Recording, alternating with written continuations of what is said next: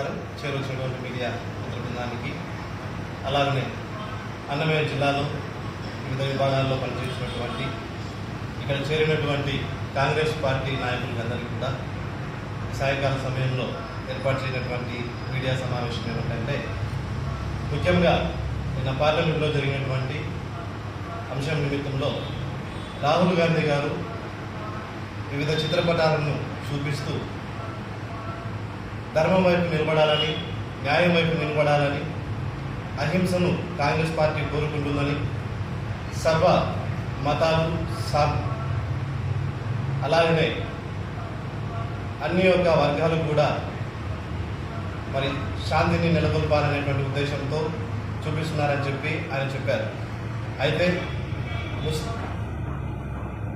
ఇందులో హిందువులు అని చెప్పుకునేటువంటి వాళ్ళలోని కొందరు శాంతి అని చెప్పాల్సినటువంటి సమయంలో మీరు మొత్తం హిందూ సమాజాన్నే నిందిస్తున్నారని చెప్పి మోడీ గారు మరి చెప్పడం హాస్యాస్పదంగా మారింది. రాహుల్ గాంధీ గారు చెప్తూనే ఉన్నారు, అయ్యా హిందూ సమాజం అంటే కేవలం వాళ్ళలో ఉండేటువంటి మీరు మాత్రమేనయ్యా, మిమ్మల్ని ఉద్దేశించి చెప్తే మీరు మొత్తం సమాజాన్ని అంటున్నారని చెప్పి అక్కడే చెప్పారు.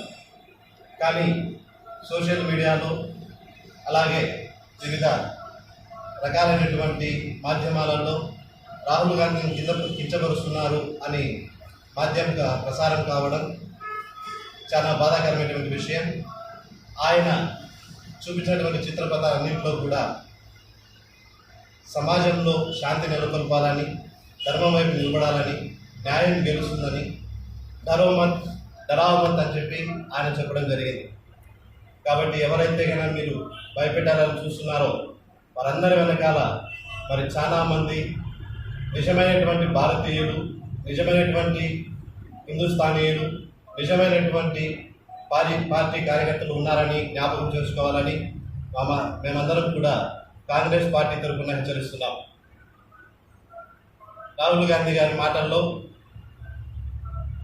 ఎవరు కూడా భయపడాల్సినటువంటి అవసరం లేదని, అందరికీ కూడా ఇంతవరకు గత 10 సంవత్సరాలలో ఎక్కడా కూడా పార్లమెంటులో విపక్షం లేకుండా అధికార పక్షం మాత్రమే తమ యొక్క ఒంటెత్తు పోకడలతో ఎన్నో రకమైనటువంటి చీకటి చట్టాలను, ఎన్నో రకమైనటువంటి నిష్ప్రయోజనమైనటువంటి నిర్ణయాలను, దేశ అభివృద్ధిని, ఆర్థిక వ్యవస్థను, అలాగే వివిధ రంగాలను నాశనం చేసి నిర్వీర్యం చేసేటువంటి స్థితిలోనికి బీజేపీ పార్టీ తీసుకొని వచ్చింది.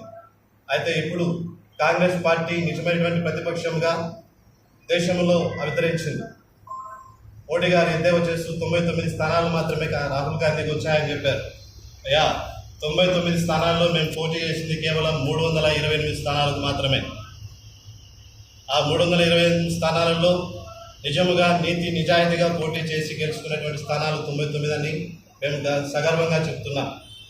అయితే మీరు పోటీ చేసినటువంటి స్థానాలలో ఇన్విజిలేటర్లు మీ వాళ్ళే, ఎగ్జామ్ కండక్ట్ చేసింది మీ వాళ్ళే, కనీసం విద్యార్థులు పరీక్ష రాసిన తర్వాత ఇవాల్యుయేషన్ కోసం కానీ లేకపోతే రీకౌంటింగ్ కోసం కానీ పెట్టుకుంటారు.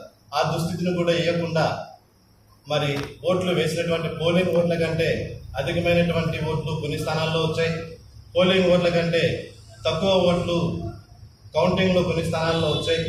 మరి మీరు ఎన్ని మార్కులు రాశారో కానీ మీకు వచ్చినటువంటి మార్కులను మీరే సరిచూసుకోవాలని మీ విజ్ఞతకి వదిలేస్తున్నాం. దేశంలో నిజమైనటువంటి బలమైనటువంటి ప్రతిపక్షంగా రాహుల్ గాంధీ ఉన్నారు. కాబట్టి ఈ అంశాలన్నీ కూడా మేము రాయచోటి అన్నమయ్య జిల్లా కాంగ్రెస్ పార్టీ తరఫున ఆయన చేసినటువంటి వ్యాఖ్యలను మేము ఖండిస్తున్నాం.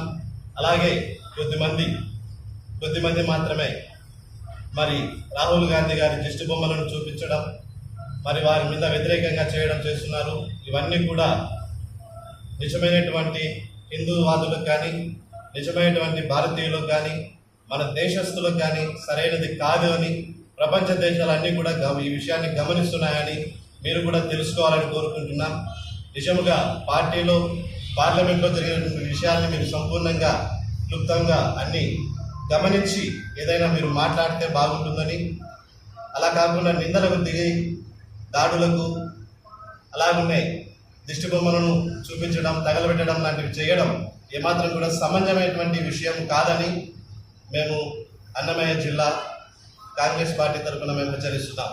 జై కాంగ్రెస్, జై రాహుల్ గాంధీ, జై కాంగ్రెస్, జై రాహుల్ గాంధీ, భారత్ మాతా की, హిందుస్థాన్ జిందాబాద్.